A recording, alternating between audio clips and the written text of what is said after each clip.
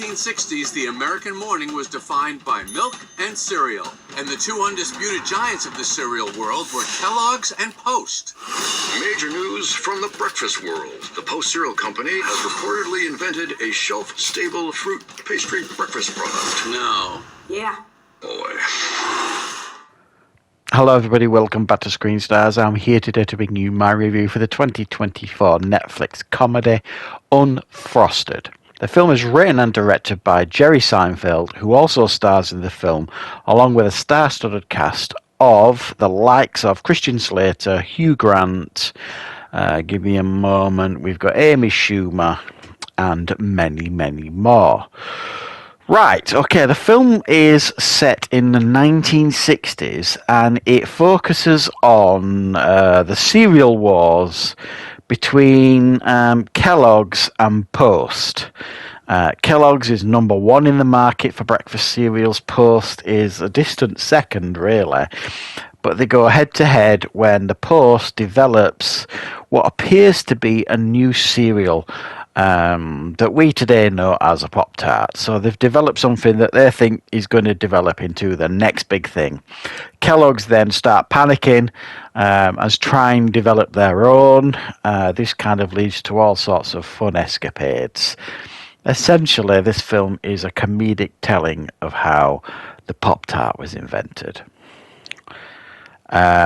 So, what are my thoughts on Unfrosted? Well, I mean, first and foremost, I mean, Jerry Seinfeld, you know, I would imagine he's probably much more revered in America than he is certainly in the UK. You know, his sitcom that ran for many, many years that many regard one of the best of all time. I've only really seen it fleetingly. It's not a sitcom, American sitcom that I followed particularly. And to be fair, he hasn't done an awful lot since. You know, he's popped up here and there. But this is obviously something that he was reasonably passionate about because he co-wrote and directed this and starred in it. Now, for those of you out there hoping that this was going to be like, the Michael Keaton film, The Founder, where that film kind of portrays how McDonald's came to be. If you thought you were going to get something similar here in regards to Kellogg's and the breakfast wars and that kind of stuff, you can forget it, because this is an attempt here to be full-on comedy, if you like. But in my mind, there's too much going on in this film to make it,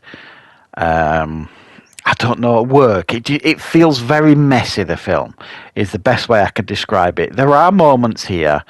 I think by far the best thing in this movie is Hugh Grant. I seem to be saying that a lot these days with Hugh Grant in movies. He doesn't often star in movies or be the main man in movies anymore, but he kind of is at the point of his career where he kind of cameos a lot in movies or smaller parts, and he's easily the best thing in it. It's the same thing here.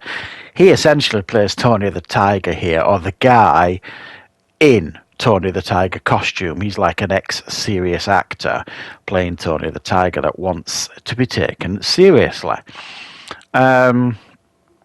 And, you know, that's who he is. In the film, he's not in it a great deal, but what he is golden, in my opinion. There's a couple of other cameos in the film I don't want to spoil, and they are, you know, decent and fun, and they'll make you giggle here and there. Beyond that, though, no. There's not a great deal to recommend beyond that. You know, you've got Melissa McCarthy being Melissa McCarthy. You know, you've got others here, you know, just kind of, you know, comedic actors that many of you will recognise, especially if you're American, kind of doing what they do. And then you've got Amy Schumer, in my opinion, stinking up the screen. I think she's terrible here.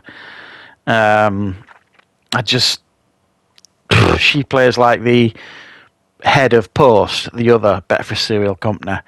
And, you know, I'm sorry, but I don't find Amy Schumer funny. I just don't.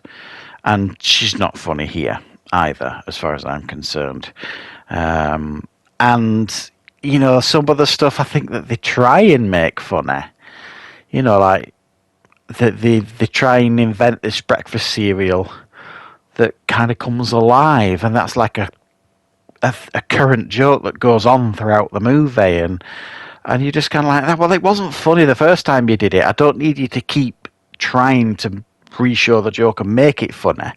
And that's unfortunate what this film is. It feels like the comedy at times is forced, and there's too many characters and not enough for them to do, in my opinion. I think it needed to be, I don't know, a trimmed down cast.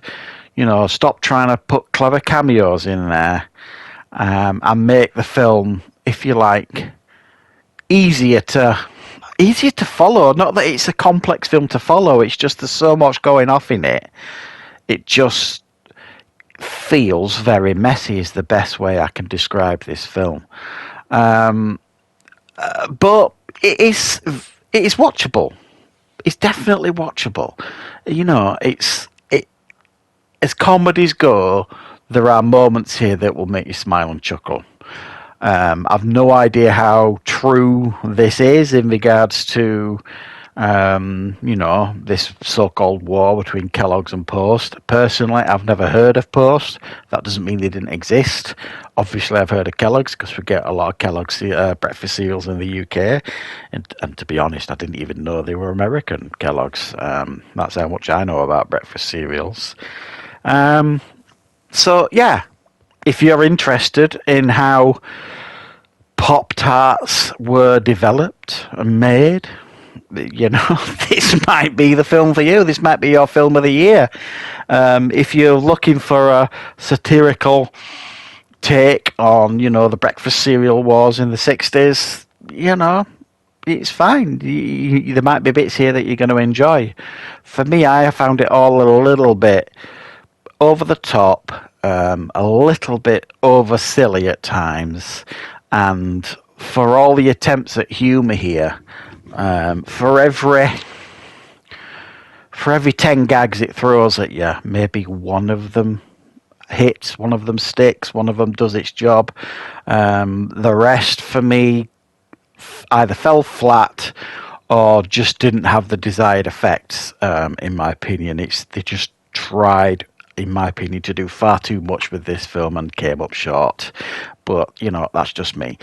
Check it out. It's on Netflix now, Unfrosted. If you're looking to watch this, it's available. It's been out certainly for a few weeks. I watched this a few weeks ago, and this is the first chance I've had to record the review for this one. I was certainly in no rush, but yeah. Let me know in the comments, guys, what your thoughts are on Unfrosted. And I will, of course, be back with plenty more reviews and content on the channel very, very soon.